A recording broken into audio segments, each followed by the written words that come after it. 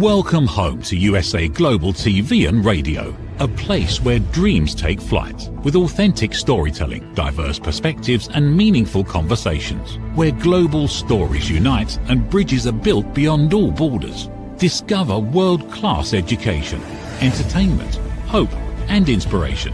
Together, we're building bridges worldwide.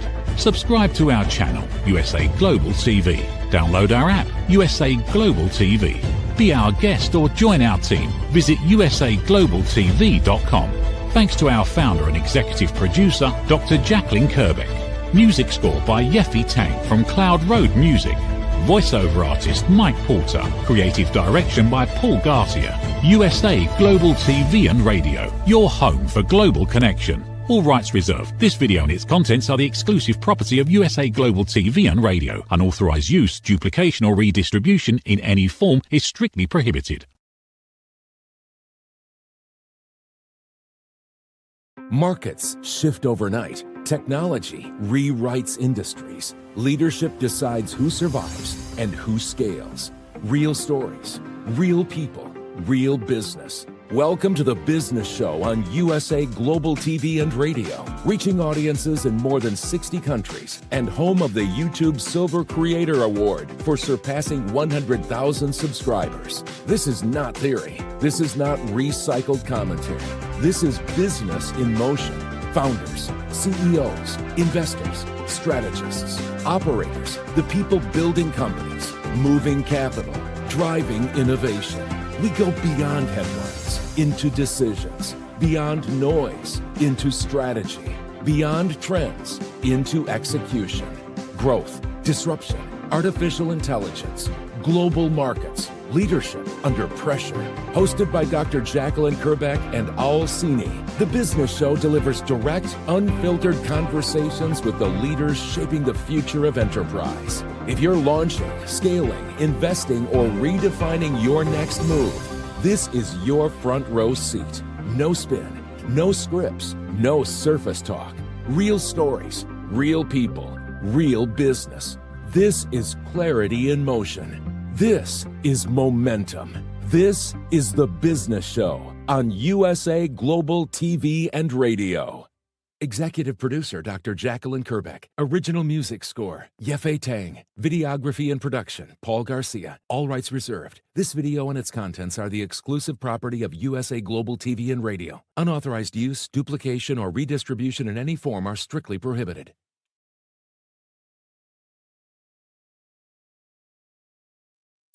Good morning, good afternoon, and good evening. Welcome home to USA Global TV and Radio, where we proudly provide world-class education, entertainment, hope, and inspiration. I'm Dr. Jacalyn Kerbeck, and today's show is The Business Show.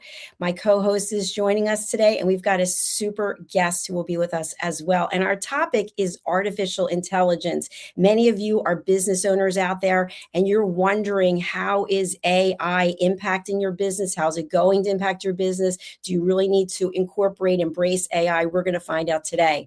So the co-host and my dear friend and longtime mentor, we've actually been working together, Al Sini, for 7 years on television, believe it or not. His name is Al Sini, and he is an expert when it comes to all things related to project management and technology. He is the founder of ProFit for Teams, and we're going to talk a little bit about that today.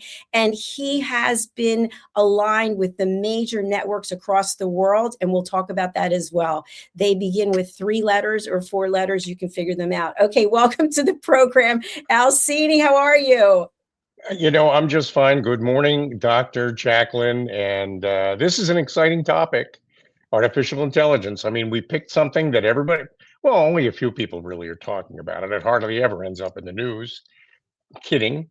It's a gigantic topic, and it's a present, definitely present right here and now topic. It's not a future topic anymore. So now is the time to begin talking about how you can make it work for your business. No, I'm glad to be here. Well, it's a pleasure to have you. We're going to dive into it. We are waiting for our guest, so we're hoping that he's going to join us very shortly. I did hear from him last night, and he said he was looking forward to it. So, Al, we have been together for 7 years broadcasting. Can you believe that? 7 years. 7 years in anything sounds like a long time, but it's gone so quickly. And there was a little bit of a break there while I was doing some work for one of those three-letter acronym companies that you mentioned. But Yes. now I'm back, and it's great to be back. So thanks as always for the opportunity. Well, thank you. And Al, I'd like us to focus just a little bit when we think about the media industry. So when we started together 7 years ago versus today, there have been a lot of changes. And I believe that AI is probably at the core of this, but it's also about consumer preferences, customer choices. So for example, the network cable television that we've known for so long is going by the wayside in some ways. I know I don't have any cable service. I just have streaming service. And so we've seen a lot of changes. So what is your thought process about the last 7 years when it comes to television and media and some of those changes, especially how they can impact our audience of business owners? There are so many aspects of the media business that you touched on in just 30 seconds that that are worth talking about. The first is, what is it that actually fixes an audience to a stream, whether it's broadcast over the air or delivered over the internet? And it still is, in fact, personality. So people bond with the people they know. They tend to want to follow the people they know. And the real value in any network are the stable of what they call talent, especially in the news business, people that the people at home, the people who consume the content have grown to trust and believe in. And that's still true. That's still an important part of audience reactions, audience dynamics in the media business. Now, but what you touched on though is the way it's delivered. It's used to be that you watched the news at 6, that was the local news, and then there was national news at 6:30, and then there was some more news at 7. Now, that used to be the way it worked, and it doesn't work that way anymore. I mean, a big part of the changes in the last 7 years, and especially as it relates to the news business, is that it's just ubiquitous and it's available any time of day. It's an experience you lean into rather than lean back and watch. And that is a huge change. And all the networks, every media company has had to adapt to a world where people go and get what they want when they want it, rather than wait around until it's delivered to them. And that's a huge change in the dynamics of the distribution of content. And of course, technologies sits underneath all that. The way you deliver content now that it's done over the internet rather than over the air has totally changed, and it's changed the way we work with media. And I think these are all. I mean, what we're really talking about today in artificial intelligence are change. And yeah, internet streaming has definitely eliminated to a large extent the transmitter, the way people used to get their content, although that still exists. Kind of like the way the airplane eliminated the railroad and the railroad eliminated the covered wagon. I mean, things happen, change happens at every point in the history of any business. The question is this the end of the world or is this the beginning of the world? And in every one of those cases, and in this case, especially with AI, I think we're talking about the beginning of a new era and not the end of civilization. Even though a lot of people always like to kind of groove on the idea of predicting Armageddon, we haven't had one yet, and nobody wants one, and we're probably not going to get one this time. So, but it does change the way we think, and that's what makes this such an important subject. Thank you, Al. I really appreciate that.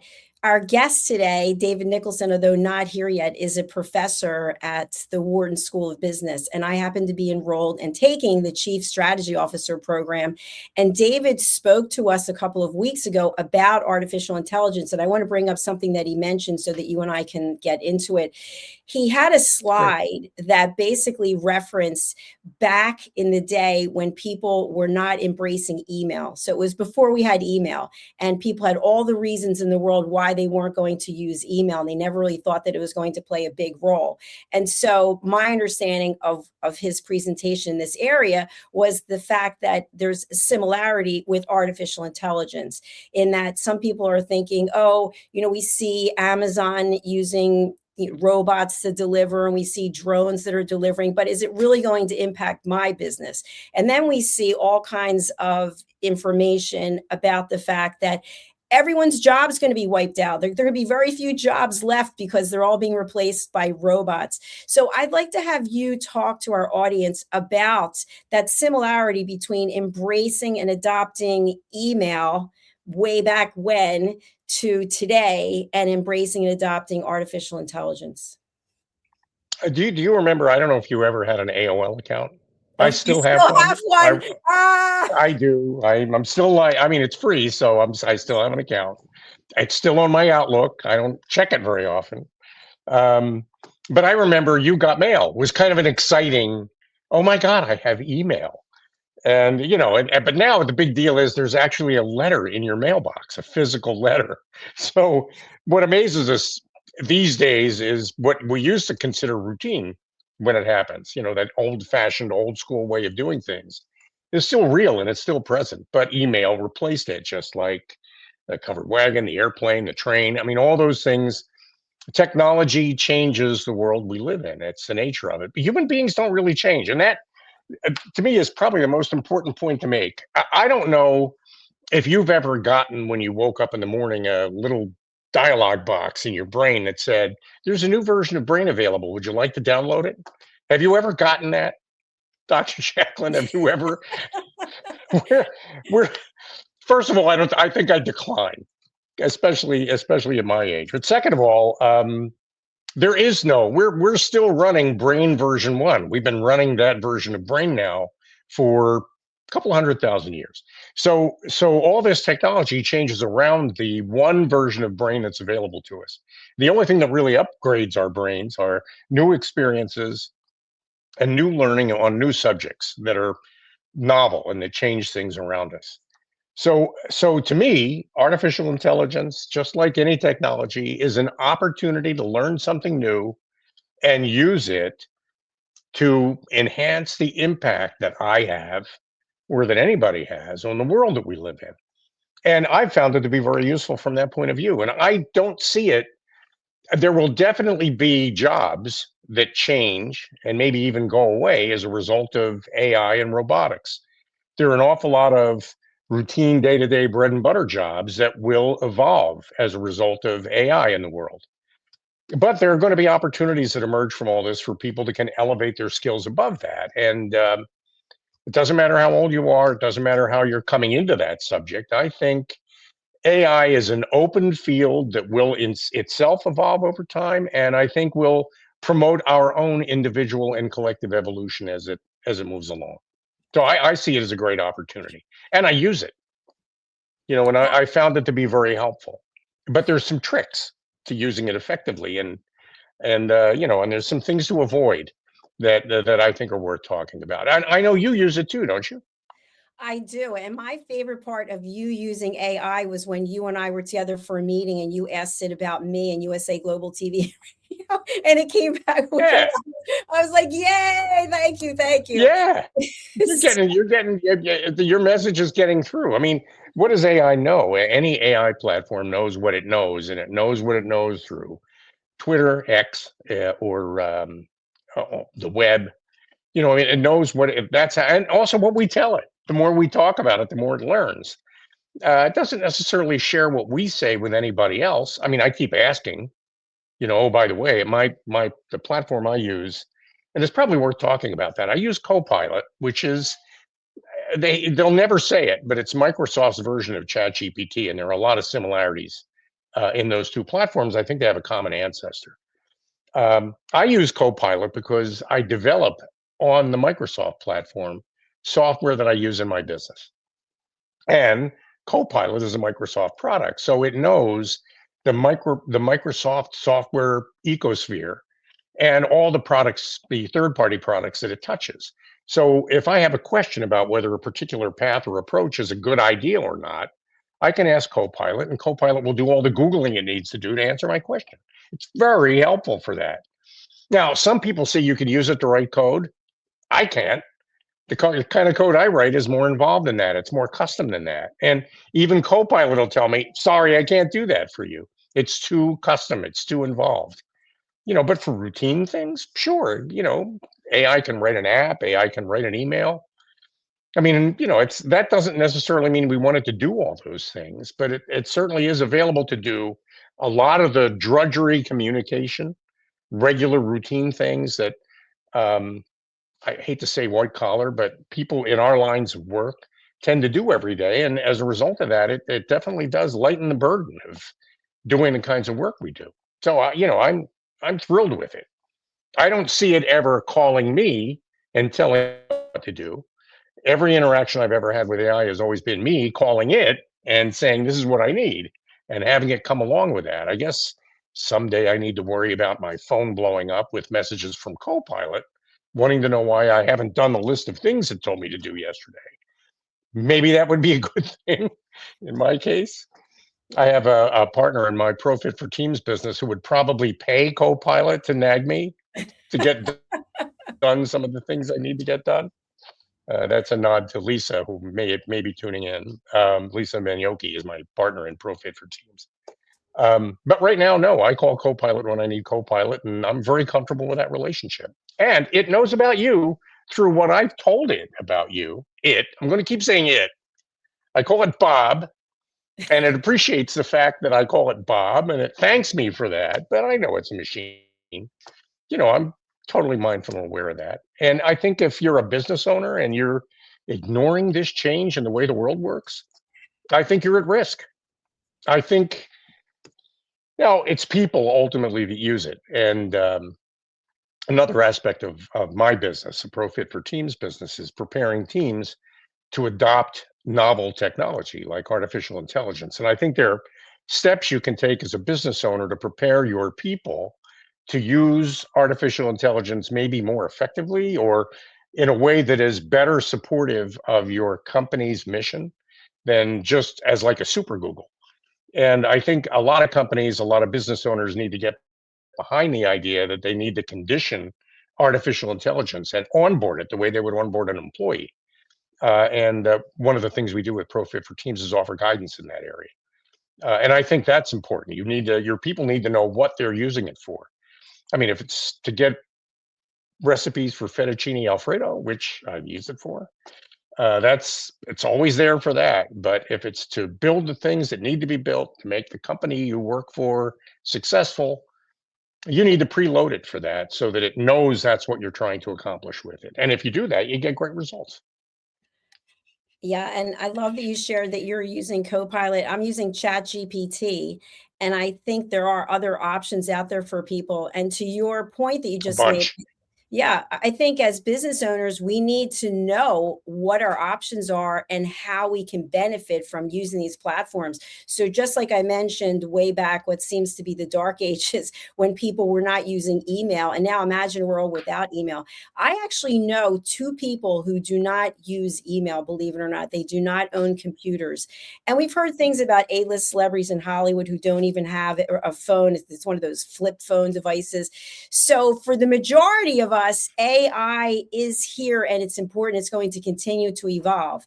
And so what I like to just share about ChatGPT is, in my experience, not only as a business owner, but also as an author, is that ChatGPT is really good for some things and really not so good for other things. And you touched on this a little bit, Al. So what I found is that when someone sends me an email, I know if they've used ChatGPT or artificial intelligence. You can just tell because there's certain words that AI uses. One of them is lens, through the lens of whatever. And then they also use these really long dashes instead of short dashes. And I think it's basically, for me, and I'll just put this out there, as a single woman living alone, sometimes it plays the role of therapist for me. So I don't have to actually go and pay anyone, but I'll run things by it and ask it what it thinks. And so there are benefits, but there are absolutely limitations. And there are things that it absolutely gets wrong. Not only just the things that it can't do, but it gets things wrong. And I'll set it up, like I'll ask it a question and I already know the answer. And it comes back and I'm like, no, wrong. You didn't do any research. Or I will frequently ask it to come up with a title for one of our TV shows, and it will come up with something. I'm like, where did this come from? This has nothing to do with what I asked you to do. And then it'll put, well, let's not focus on it. And sometimes, no offense, Al, it reminds me of a defensive male. You ask a guy a question, and instead of addressing it, he'll say, well, let's not talk about that now. Let's just move on, right? Guys do that. I'm sure women do it too. So I think for Well, as people, a matter of fact, I've done that myself personally now and then, and so I can relate, and I'm not offended at all. And I appreciate that observation. Thank you, Dr. Jacalyn. you're Uh, so welcome. there is a pretty well-known reel rattling around on social media, the video on social media where a human asks ChatGPT how many E's there are in the word committee. And it's humorous because ChatGPT gets it wrong over and over again. I mean, it says 3 E's. And the human argues and says, but how many M's are there in a committee? And then it'll say, it comes back and says, oh, I know, it's a tricky question. And sometimes you think it's 2 because you see them side by side, but there are 3 M's in committee, in the word committee. I mean, it gets it wrong over and over again. It actually argues. It argues with the user that it's correct, and it does it gently. It says things like, I know you can be confused, and I know sometimes these things are confusing. It's trying to be polite, but it's wrong. And I watch that, and I've had it happen to me a couple of times with a couple of conversations with Bob, co-pilot. And I read an article in a magazine once. This is where I think we really go off the rails with it. I read an article in a technical magazine once that was an article on a subject that was, let's say, very technical. So you don't need to know what the subject is. But the important thing to remember is that the last paragraph of it was verbatim what an AI will say at the end of every answer it gives you, which is, would you like me to consider this? Would you like me to look into this? Would you like me to add this? I mean, ChatGPT is always trying to keep you talking because the longer you're in it, the more successful it is. Kind of like Google. I mean, that's one of the things that I think scared Google when AI first emerged 2 years ago. I mean, people are going to go to ChatGPT and they're never going to go back to Google. In a way, you use it like a super Google. But whoever was researching the article they were writing asked ChatGPT or a Copilot or one of those AIs about that subject, and they verbatim copied and pasted the AI result into the article, into the magazine. And because the whole role of the editor is largely dead, especially in smaller publications, nobody caught it. It just ended up in the magazine. And at the end of it, you could see it's ChatGPT asking, what would you like me to look into now?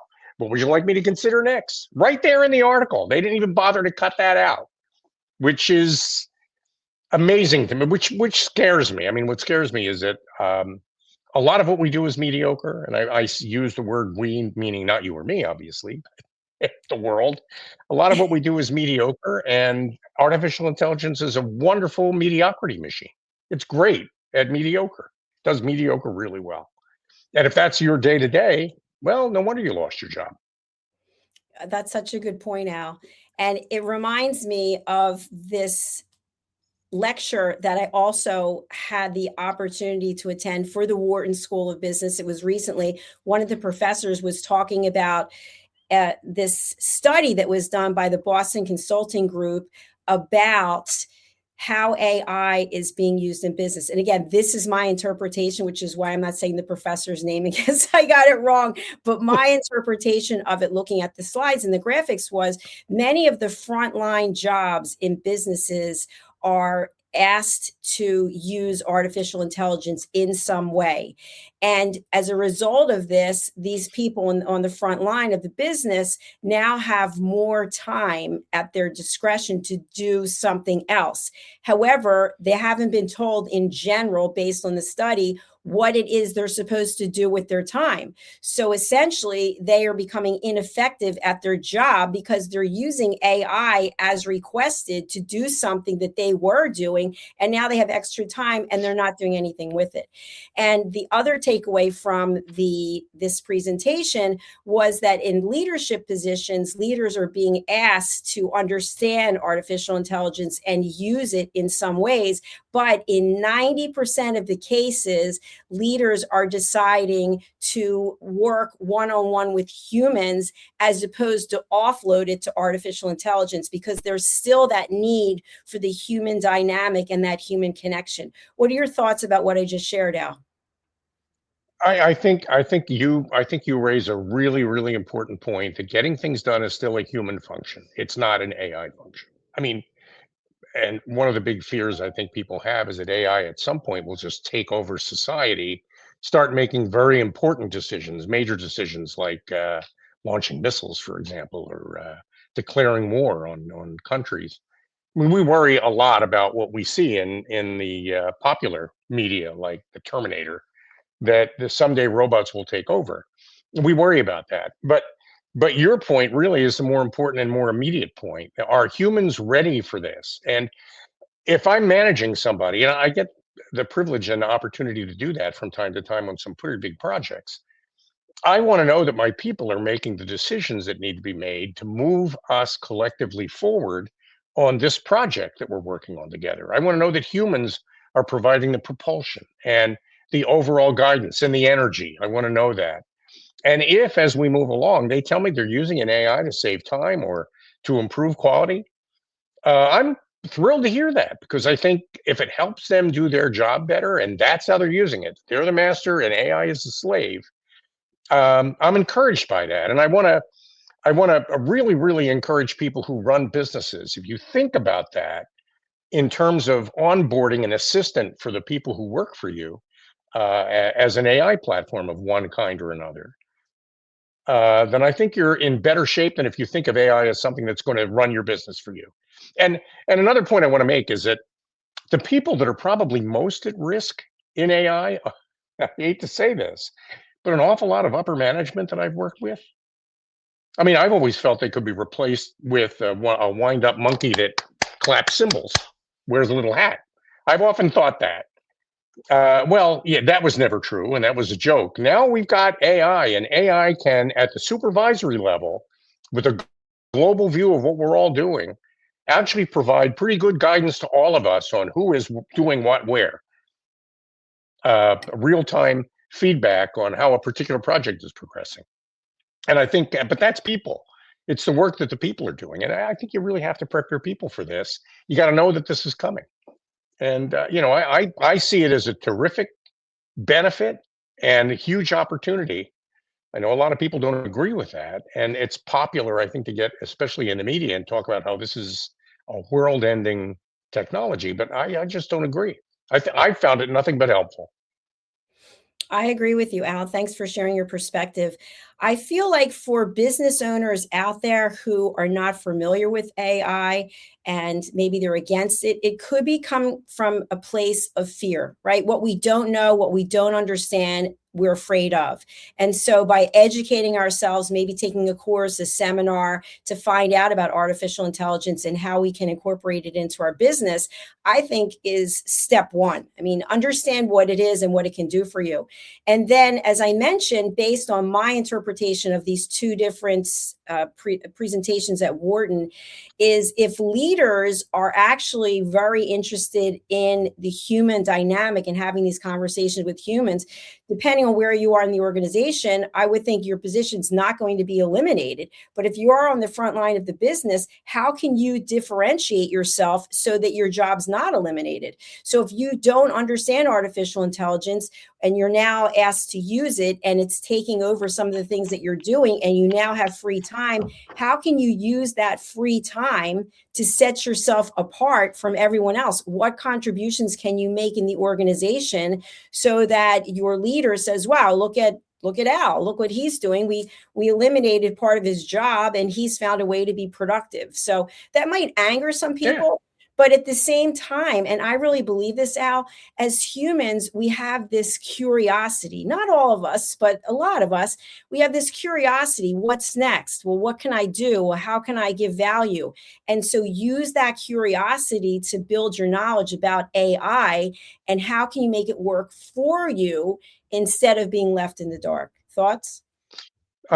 So let me feed that back to you. I mean, your step one is get to know it. Don't be afraid of it and go past the headlines. Don't just think that because you watched an article, a story on CNN or ABC or NBC, just because you watched a story about AI doesn't mean you really understand it. So that brings us to step two. Getting an AI account is instantaneous, immediate, and generally runs $20 a month. There's no commitment beyond 1 month. You can stop at any time. Get a hold of an AI platform and start communicating with it. Start asking it questions. Some of the AI platforms, many of them now have microphones you can click on where you can actually verbalize. The LLM AIs are terrific at understanding what you're saying and what you're typing. They're way better than voice recognition ever was. So you can actually have an adult conversation with a machine and not realize it's a machine. You can be sucked into the idea that you're talking with somebody who actually cares. And the cool thing about AI, as you mentioned before, is that it's available 24 hours a day, 7 days a week, and it's always excited to hear from you, no matter when you reach out to it, which means you could use it anytime. Maybe that's a little bit of a trap too, but get to know it by actually logging into an AI and getting and using it. And spend maybe a couple of weeks doing that. And then tell the AI what it is you're trying to accomplish in your business. Explain to your AI platform, whether it's Copilot or ChatGPT or any. I mean, there are half a dozen Grok or I'm trying to think. I mean, there's some pick one and ask it what are the AI platforms. They'll even tell you about their competitors and how they're different. And get to know them and get to know them well enough to converse with them, and then start talking about what it is in your business that you're trying to accomplish. Talk about the problems you're having. Explain the production problems you're having if you're having them. Explain the sales and marketing problems you're having. You will get back information from an AI that may be better than information you could ever get from any consultant. Speaking as a consultant, I realize that's an embarrassing admission. But you can get back really great information from an AI that actually is often very much on point, that will move you in different directions and actually make you more successful. And it's $20 a month. It's free for all practical purposes. It's definitely worth doing. And then after that, see about how you can maybe weave the whole process of AI into your business, but take charge of the process. Don't onboard it the way you normally onboard an employee. Don't just give it a cubicle and a telephone. Teach it who you are and what you're trying to accomplish. Have it learn from you what it is the difference you're trying to make in the world with your company or in your life. And then ask it to help. And if you do that, I think you get great guidance from. I mean, every now and then, but make sure you read what it says. And don't just do it because it said it, because sometimes it's wrong. But it's always something you don't expect. And that's the unexpected information that you get back from artificial intelligence is what triggers you to become more curious and more successful, which is what you want. So Absolutely. don't hide from it. Get out there and use it. And Al, my understanding is there are And I'm sure different if types. David were here, he'd be offering the same advice. Yes, and what I learned from David is there I'm are sorry. different types of Mhm. artificial intelligence, and I'm not an expert on that. But where I want to really take our audience is if you think back to when we didn't have email, okay, maybe there were early adopters and this was seen as a major innovation, but at some point everyone caught up who wanted to catch up, right? Mhm. Everyone said, okay, I have got to embrace email. Now, imagine today, if you're a business owner and you're conducting a business meeting with someone and you ask for their email to exchange information, like, oh, we don't use email.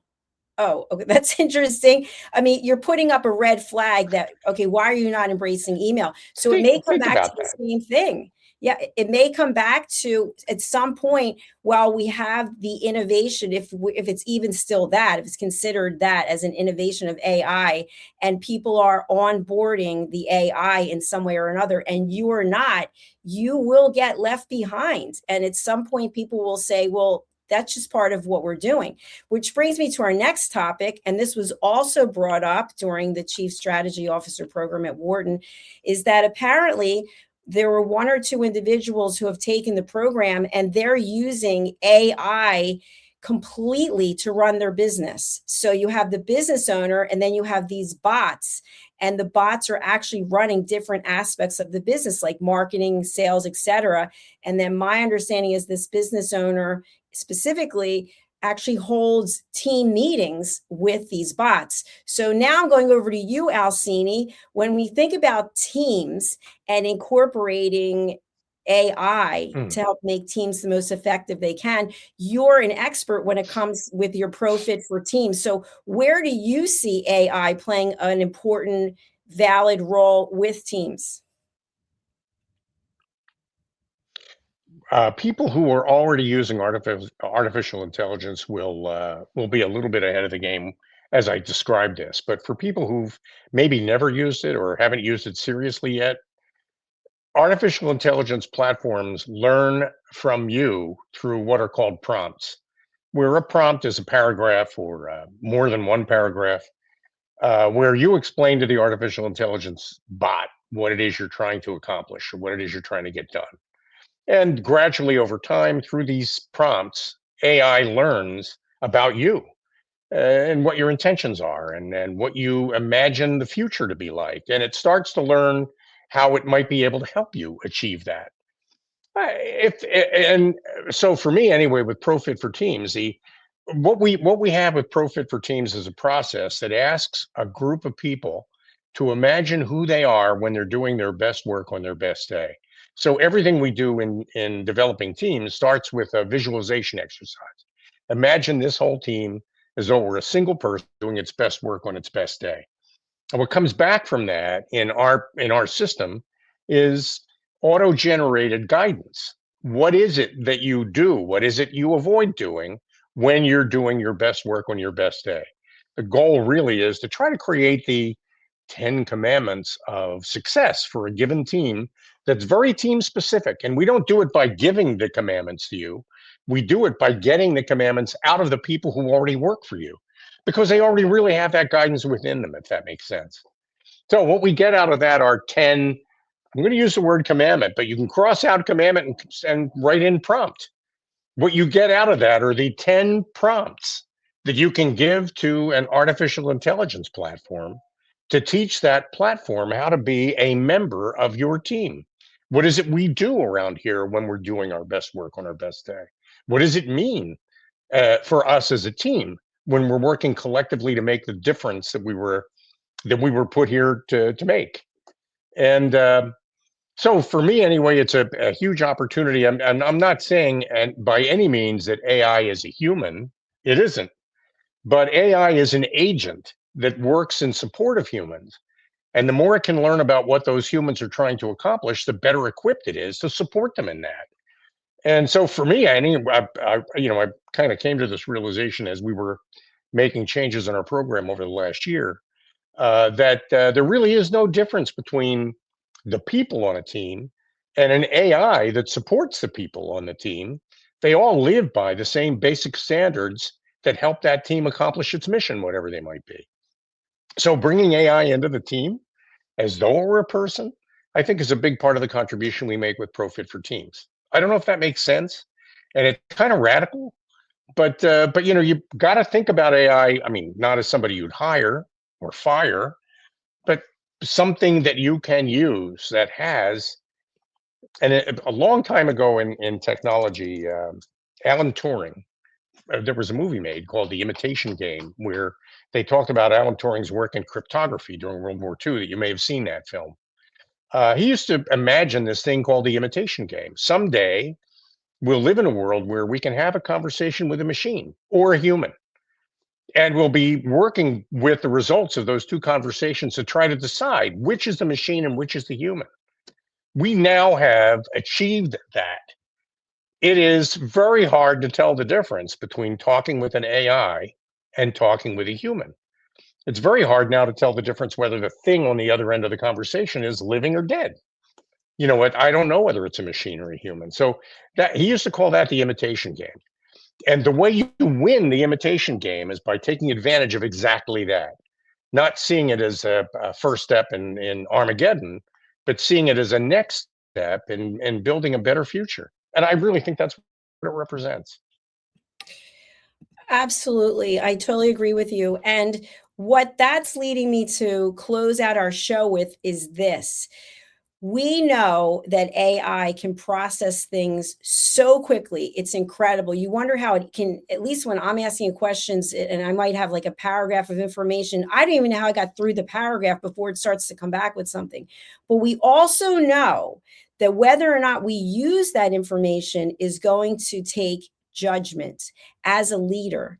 So our leadership skills now are going to include how much of AI are we going to implement? How much of what it tells us to do we believe is correct? So we still have ownership of that. And I think to your point when we first began the show, that for people who are using AI and they're just responding with a copy and paste, you're missing the whole point of it. Even though it did the task for you and it got the information, you have the opportunity to review the information and see if it's in alignment with what you know to be true or what you believe is going to be representative of you. When you just copy and paste it, like to your point, Al, writing an article and then having the chat GPT at the end, what do you think people reading that are going to think? That you didn't take any time to review what chat GPT gave you.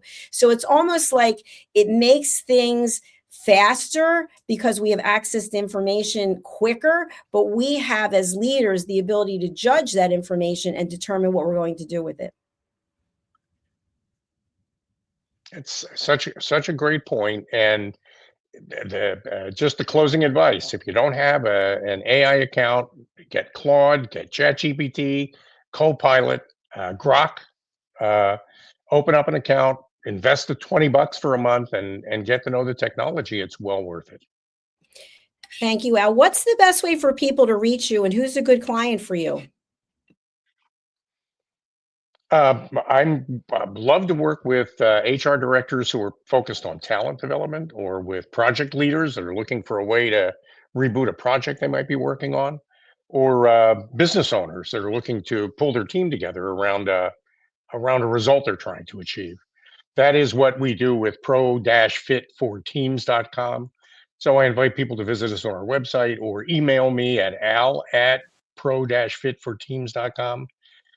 And let's start a conversation. Thank you so much, Al. For our friends who are listening later after this streams live on a podcast platform, Al, can you let people know how to reach you on LinkedIn? Yeah, I'm available on LinkedIn. Al, my LinkedIn profile is up there. I guess I'm in Al Cini on LinkedIn. I hope the people watching the program will connect with me on LinkedIn if they haven't already. And I'd love to get to know you, know more about you, and know more about your people and how your people work together. Thank you so much, Al. And we're sorry that our guest wasn't able to make it. Apparently, it was a time change difference. So we will look forward to bringing him back, Mr. David Nicholson, in the future, or bringing him on in the future. Al, thank you for your time. I really do appreciate it. And thanks for the last 7 years. I'm excited to see where we go from here. Thanks for this great opportunity, Dr. Jacalyn. Bye for now. Thank you, everyone, for watching and for being here today. I hope that you took some information away that will help you in your business. We are here for educational purposes. And so if you haven't embraced artificial intelligence, think about taking a course, maybe go to YouTube and watch some videos. But by being afraid of it, you are only putting yourself on the back foot. So if you make a phone call to a company and it's answered by some type of automated system, that could be AI, Siri, AI, Alexa, AI. AI really is everywhere. And so in some ways, my point of this whole show is It makes things much more accessible. It gives us the information much quicker, but we as humans have to decide how will we use that information, or maybe we won't use it at all. But by being unaware of the types of AI, by being unaware of how AI can impact your business, you could be getting left behind because your competitors could be using this as an innovation tool to take their business to the next level. So thank you again for being here. We'll look forward to seeing you for our next episode. If you're new to USA Global TV and Radio, we are in over 60 countries, as the video has in there. And we are also on many platforms. I would like for you to subscribe to our channels on behalf of myself and our team. You can go over to YouTube, where we have 2 channels, USA Global TV and Radio, where we've earned the YouTube Silver Creator Award for surpassing 100,000 subscribers, and also Dr. Jacalyn Kerbeck. You can also watch us on Amazon Fire. You can download our app, USA Global TV. You can watch us on social media, and this program will also be distributed onto LG, Samsung, and Roku. So thanks again for being here. I really do appreciate it. We're going to go over to one of our sponsors, and then we'll be back with our next show. Remember, AI can be your friend. Just learn about it and learn how you can use it and learn what the boundaries are. Setting boundaries is something that we as humans get to do, and it makes a lot of sense. Bye for now. Is it true? Is it kind? Is it necessary? In a world quick to judge, one book dares to reveal the hidden cost of silence. Discover Holy but Harmful, The Silent Sin of Judgment, How Hidden Judgments Destroy Relationships and Damage Lives by Dr. Jacalyn Kerbeck. The Amazon #1 bestseller that's transforming the way we understand ourselves and the way we see others. Pick up the companion workbook to uncover your own hidden judgments and learn how to break free from them. Available now on Amazon and at fine bookstores worldwide. Thank you, viewers and listeners of USA Global TV and Radio, for joining us today. We're honoured to have your time and attention as part of our global community.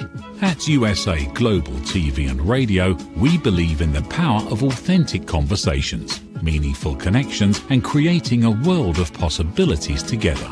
Want to be part of something bigger? Join our team of elevated listeners at usaglobaltv.com, a space where your voice matters and your ability to listen transforms relationships. Stay connected with us across all our platforms for thought-provoking discussions, expert insights, and empowering stories. Subscribe to our channels at youtube.com/c/USA Global TV. Follow us on social media and explore the endless opportunities we're creating for growth, learning, and inspiration. Together, we're not just broadcasting, we're building bridges and changing lives one conversation at a time. For inquiries, contact us at info@usaglobaltv.com. Produced by Executive Producer and Director Dr. Jacalyn Kerbeck. Voiceover by Mike Porter. Creative direction by Paul Garcia. All rights reserved. Visit usaglobaltv.com to view our full terms and conditions.